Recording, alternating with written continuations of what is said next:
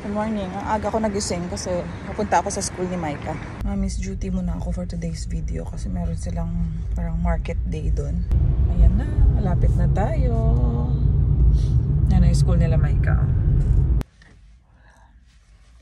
Naantok ako kasi ang aga-aga. Andito na nga tayo, let's go.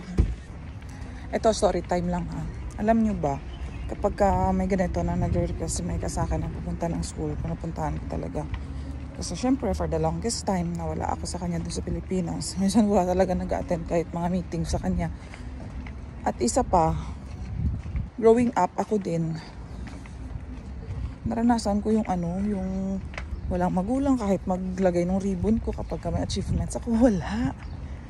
Si Papa, kasi may sakit, tapos yung wala akong nanay, diba? Kaya ako, make sure po na kapag may ganito, kahit puyat ako, pinupuntahan ko talaga.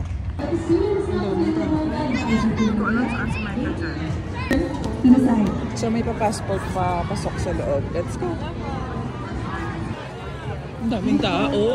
Sana yung number 5 dito. Hanapin natin. Ayan na si Ambok. Hi! Dahil Taiwanese delight sila kaya. Ano meron dito? Ano meron dito? We have fried mantu, shrimp crackers, boba tea, and the hot star chicken pop. Wow! Super cheap. Tapos, ako dapat nabibili, tapos papabili siya. Ay, wala akong pera eh. Sinuportahan kita para makita ka lang. Dito ako para maningil ng ng renta nung nilutuan nyo. Singilin ko yun. Wala sa may kanegosyante na. Negosyo mo, Day?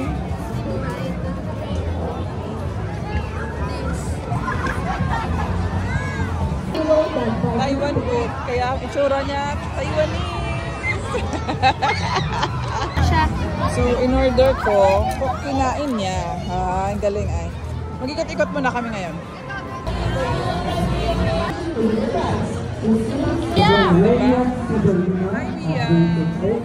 So, saglit lang, nakikain lang siya. Binilaan ko lang pala. Bye-bye! With Ivan. Guys. Wala pala 20 lang. Ha? Gabay mo na. Pabili ko drinks. Ano?